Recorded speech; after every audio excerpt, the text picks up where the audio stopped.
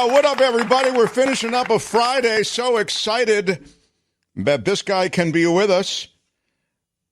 You know, he knows music, movies. He'll do the big blockbusters. He'll do some Danish film that, no one's ever heard of with a bunch of subtitles. He's got quite the range. That's all I'm trying to say. And he knocks around the city, goes to all the clubs, and I don't know how you do it, Michael Snyder.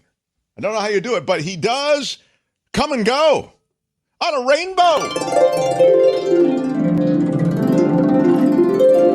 He's the great Michael Snyder, everyone. Hi, Michael Snyder. Well, hi, Mark. Hi, Kim. Hi, Albert. Hello, audience. Love you. Glad that you're out there. A little saddened by the passing of Tony Bennett. Met the guy during a Live 105 special concert experience I had once back in the day when I was affiliated with that radio station. I went backstage. It was nice to meet you. He was a really wonderful guy. He really was a down-to-earth kind of dude. And I always associate that song with the Giants' victory. I left my heart in San Francisco and all of that crap. Oh, my God. Of course, Tony he's beyond essential. In San Francisco and all that crap. Listen, he did have some problems early on. The original version of that song written specifically for him was "I Left My Nose in Las Vegas." How dare you? How dare you? Albert, I want that excised from this segment. We love Tony, and we'll miss him terribly, and we're glad he was around. What is it, Michael? Every time someone says the hype is real, to suggest a rave for some TV show or movie or musician or restaurant or book, I think absolutely, no doubt, the hype is real. That's some real hype right there. The hype part is real, but is there real behind the hype? I know, but that said, I want to hype up Striptease, the newly released memoir by my friend Kate Flannery about her post-collegiate move to L.A. from the Philly area in the early 2000s after she graduated from Bryn Mawr and her recruitment onto the staff of American Apparel. This book snaps, crackles, and pops, and you can check it out. Go to Amazon and look up Striptease. Isn't she going to come on the show? Albert, did we book her? Or did I include you in that email? Or I hope we do, because Kim, maybe you can help me. This job at American Apparel turns out to be like almost a cult-like situation, thanks to the company's weirdo CEO. And this is all about Kate's descent into that and trying to pull herself out of it, and also very much a lovely memoir of life in the go-go early 2000s in Los Angeles. I hope we have a chance to bring her in. Yeah, Kim, you'll help me make that happen, because we've got all the contact information. I don't know where Albert, he's in and out, so yeah. I'd like to note that I got an email this morning from Dan Dresser, who feels like Michael Snyder should be awarded a special award for the #1 use of ding words. I'll just say that people are noticing. I don't like to do that. I don't like the good thing about Michael Snyder, in addition to everything else that's good so about nice him. that you're talking about me in the third person and I'm sitting here. Well, the good thing about Michael Snyder is that he doesn't try to use ding words. That is, you can tell when somebody's like going early on when we started the ding words, people were kind of going out of their way to, but he doesn't. And so he and David Katz has a strong ding game, I have to say. Yeah. Yeah. So, but Snyder, you are the squad leader. I agree with that. Hey, listen, I keep my dings about me. You know what I'm saying? All right. So let's get to where movies. are we starting? Yeah, okay. Despite coming in at 3 hours, filmmaker Christopher Nolan's Oppenheimer has all the majesty and fearful power of a nuclear explosion throughout. And that's appropriate because it's about the guy, the father of the atom bomb. This is the man, J. Robert Oppenheimer, whose research and organizational skills led to the first atomic explosion. This is a lush and meticulously rendered epic. It's historically significant, this film bio. It is riveting. Cillian Murphy, probably best known up until now for brilliantly playing the expedient and morally compromised Tommy Shelby, leader of the crime family in the rip-roaring period TV show Peaky Blinders. His career should ascend even further on the strength of this complex and haunting performance he delivers as Oppenheimer. This guy was brilliant, a left-leaning physicist and his visionary approach to building a bomb that would defeat the Axis in World War II truly launched the atomic age. In fact, all the cast members in this movie, whether on screen for extended or brief times, are uniformly superb. Matt Damon is spot on as Lieutenant General Leslie Groves Jr., who chooses Oppenheimer as the right man to lead the Manhattan Project, again, the top secret gathering of scientists who were tasked with creating the ultimate means of mass destruction as World War II ramped up. And Robert Downey Jr., I smell an Oscar nomination. Wow, Robert Downey Jr., fantastic and unrecognizable as Louis Strauss, who initially endorses Oppie to Groves Jr., and then as the head of the Atomic Energy Commission, tries to throw Oppenheimer to the right-wing commie-hunting wolves. Right. And this is the time of the McCarthy hearings in the 50s. To be labeled a communist was a career death and social ostracizing. I'll ding ostracizing, but I'll also ding because Tom was the keeper of the ding, said something there. What is Tom? Oh, expedient. I guess you could ding it. Go ahead. Anyway, so the Allies, led by the U.S., are facing the Nazis and the Japanese war machine and forced to team up with Stalin's Russia. And Oppenheimer tables his reservations in the late 30s and those of his colleague and mentor Albert Einstein and races against time to set off the first A-bomb. Look, make no mistake, the ideas and the debate over the morality of creating and deploying unbridled world-destroying weaponry, even in the interest of preserving peace and freedom, versus the threat of tyranny, is deeply ingrained in this movie. This is serious cinema, but never less than thrilling and absorbing, even as it resonates as really, really meaningful in these times, which, as you know, check the news, they continue to be perilous and precarious. Perilous, precarious, resonates. Oppenheimer knew what he had done when he brought this together. You remember the people talk about this. In an interview, he said that the first atomic test brought to mind a quote by the Hindu god Vishnu from the Bhagavad Gita, and I quote, "Now I am become death, the destroyer of worlds." He knew what a heavy situation this was. Yeah, no, that was maybe one of the most powerful aspects of everything I know about him, is that he was aware of the profound nature of this and its destructive power, if you will. It's kind of the dark power that it had. This is an important film, and Nolan depicts that utterly unstoppable force in stunning fashion, visually and viscerally, while telling the story of this conflict-filled journey undertaken by the man most responsible for bringing atomic power out of the realm of speculative science and into scary reality. There's also time spent on Oppenheimer's younger days as a student, his relationships with his comrades, get it, comrades on the left, including his lover Jean Tatlock, played by the glorious Florence Pugh, and his brother Frank, played by Dylan Arnold, and the passion and pain triggered by his life's work, such as the friction and the strife that plagued his marriage to the strong-willed, hard-drinking, but loyal Kitty Oppenheimer, played with simmering intensity by Emily Blunt. In smaller roles, you get Kenneth Branagh, Benny Safdie, Rami Malek. It's an Oscar fest. Dude. Wow. Josh Hartnett, Matthew Modine, and other luminaries, including, that's Gary Oldman as President Harry S. Truman, an unbilled Gary Oldman. And seeing him, I immediately imagined a one-actor, two-man movie about a meeting between Oldman's Truman and Oldman's Winston Churchill from Darkest Hour, accomplished via split screen. It can be done. That's people. Great. That's a great take. By the way, viscerally is a ding word.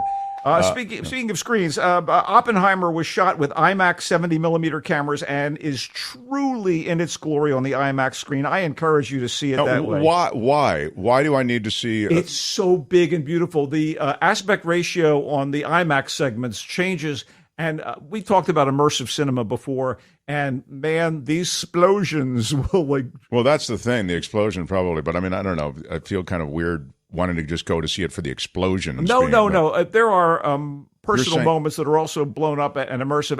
It's Immersive is a thing, yeah. if at all possible, or if you're interested, I would check it out there. See it in IMAX. So it's 70 millimeter IMAX is what you really want. I mean, if you can possibly manage it. Well, but is there other IMAX besides? No, 70 all IMAX theaters can accommodate the 70 millimeter print. Oh, they all can. Okay. And I happen to see it on film. And I know that I would assume the digital presentation is also incredible. Look, Oppenheimer is now vying with Memento, The Dark Knight, and Dunkirk as my favorite Christopher Nolan movie. Wow. And I mean, this is the guy who also made Inception, Interstellar, Batman Begins, all of which blew me away. So consider that when I say how much Oppenheimer impressed me. It's in theaters. Now, last thing about Oppenheimer from a historical perspective is, I mean, it's tragic what they did to Oppenheimer. They McCarthyized him, right? Yes. And he became one of the great victims of McCarthyism. They tried to steal his security clearance. Not all that important, but it smeared him. A man who was loyal to his country. By the way, he was Jewish. And in the realm of non-traditional casting, putting an Irishman in the role of a Jew, I don't know. Cillian Murphy is so good. I'm kidding. But that's funny. In the new America, it's like, how come you should have cast a Jewish person in the Jewish role? Right?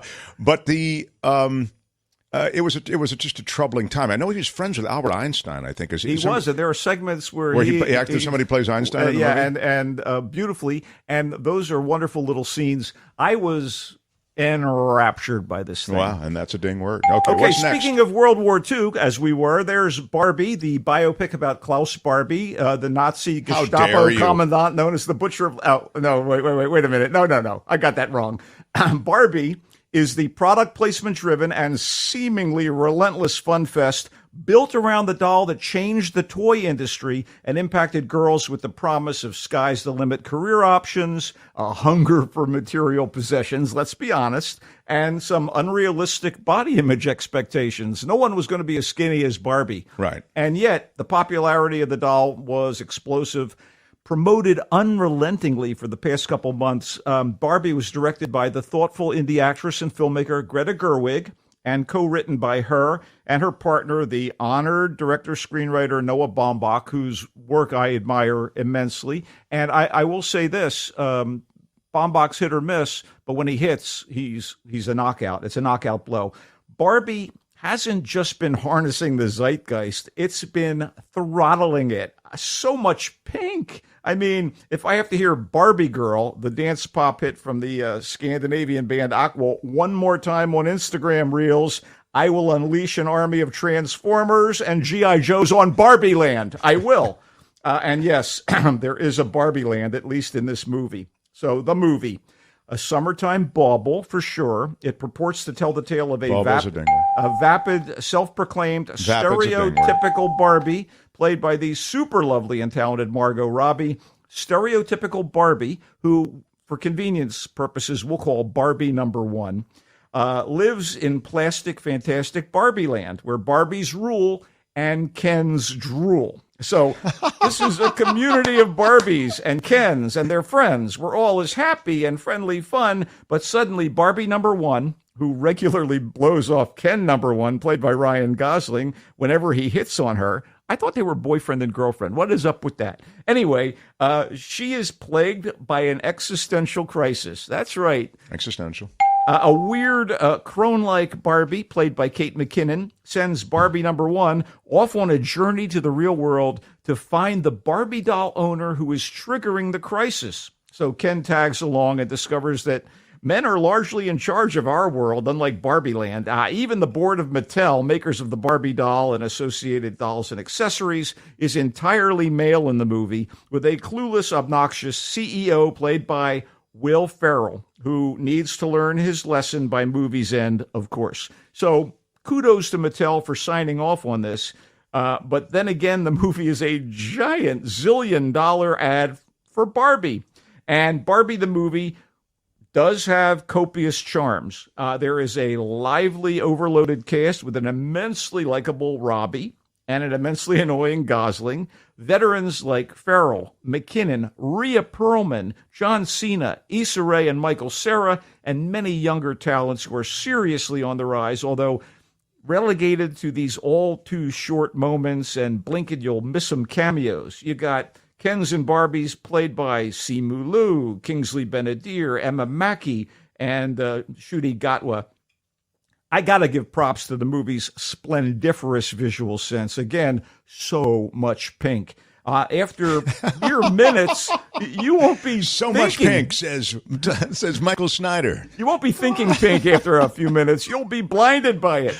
Run, don't walk to this movie. There's so much pink. Bring your sunglasses because the pink is dazzling. Look, I support the inclusiveness, the gender politics, the female empowerment and playfulness at the heart of it, but it's got some muddled messaging, relentless clever gags, and some not-so-funny jokes, and kind of wacky world building with its legion of Barbies and Kens.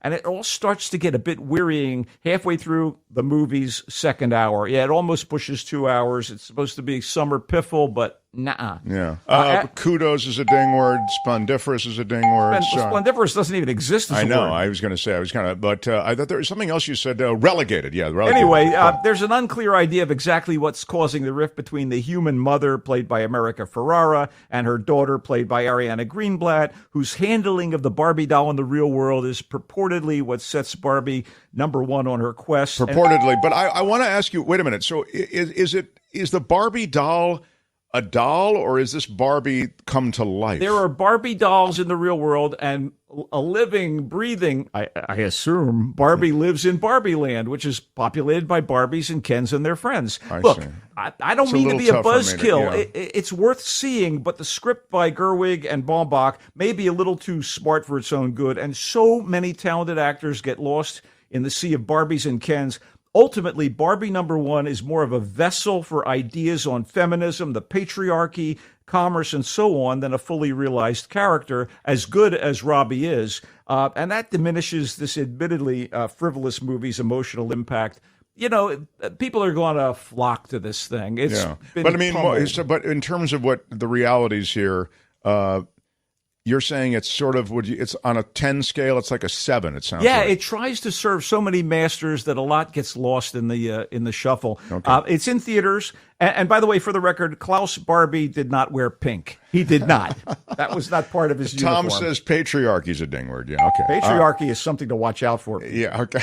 All right. What's next? Okay. Those are the two big ones, Oppenheimer and Barbie. That's why we devoted time to them. They are cultural phenomenons. Yes, sir. Or Oppenheimer should be as much of one as Barbie is. Over the past year, we've seen some movies recounting the rise of memorable and idiosyncratic products that captured the public's imagination for a time in the 80s, 90s, and early 2000s. There was Tetris, about the addictive video game, BlackBerry, about the groundbreaking smartphone, and Air, about the creation and endorsement of Nike's mega popular Air Jordan sneakers. All three of those recent feature releases are damned good and highly recommended by yours truly. Now comes the Beanie Bubble, which dramatizes the billion-dollar 90s craze for collecting the small stuffed animals known as Beanie Babies. Sure. Often as investments for amateur speculators back then. Right. It was it was like the Bitcoin of its time. That is a fair correlation to make. Zach Galifianakis is small-time toy salesman Ty Warner, and Elizabeth Banks is the canny go-getter Robbie, who teams with Ty in business and in the sack and helps to build the Beanie Empire. Those are some solid stars. Throw in Sarah Snook of Succession as the single mom who succumbs to Ty's romantic overtures as the toy company's fortunes soar, and Geraldine Viswanathan as the company intern who builds the Beanie Babies collector frenzy on the vestigial internet, because it's the 90s and the internet is just getting rolling. Vestigial. So you've got some strong performances for what is a middling movie that I found diverting, but nowhere near as exciting as Tetris, BlackBerry, or Air. The Beanie Bubble was written by, get this, ex-Futurama and SNL staffer Kristen Gore. Yes, Al Gore's daughter. And co-directed by her and her husband, Damon Kulash, who's lead singer and guitarist of the endlessly clever pop rock band OK Go. And the Beanie Bubble is okay. I don't know that you should go. Anyway, it's not much more than that. I see what you did. I know. It's in select theaters this weekend and on Apple TV next weekend, where it's probably a better bet. I see. Okay. And so that's the Beanie Bubble. I love it. Big three. You want to try to squeeze one more in real quick? One more. Cobweb is a small-scale horror movie set in a nondescript neighborhood as Halloween approaches. It seems like the movie's release is a couple months early, but whatevs. The setup here involves a sensitive 8-year-old boy named Peter, who is dealing with night terrors and bad dreams seemingly brought on by tapping in the wall of his bedroom. But is it really there? What's there? What, is something tapping? His parents, played by Lizzie Kaplan, so good in the Showtime series Masters of Sex, and Anthony Starr, quite the handful as the superpowered Homelander on Amazon Prime's The Boys. They try to put his mind at ease, saying he's imagining everything, but he's suspicious of them and their motives. So at school, Peter is bullied, and only his new substitute teacher, Miss Devine, offers any comfort and support.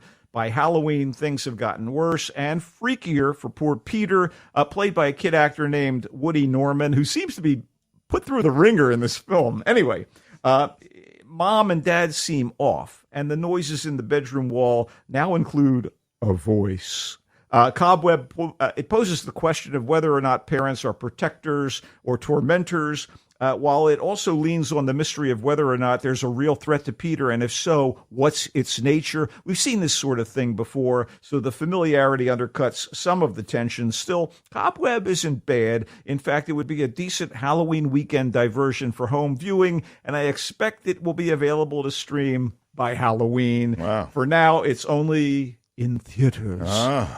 Cobweb is the Halloween entry that's ahead of its time, literally. Yeah. It's the summer Halloween entry.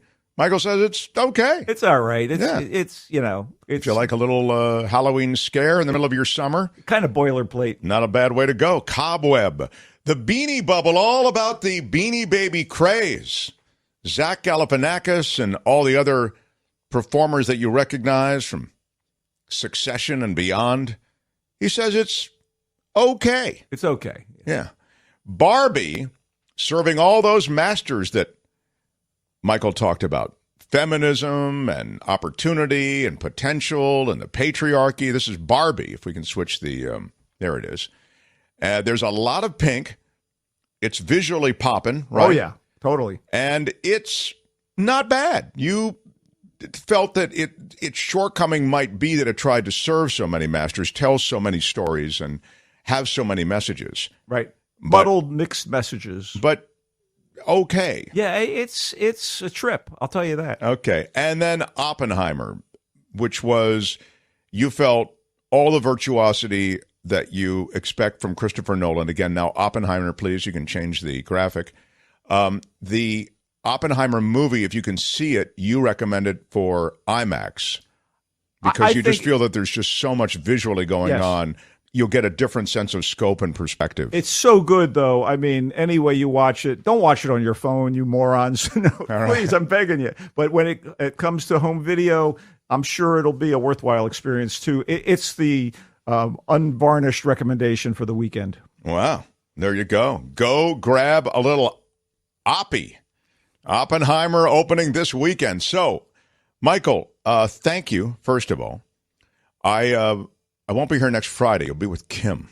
I love Kim McAllister. We'll have a great time in your absence. I am confident you will.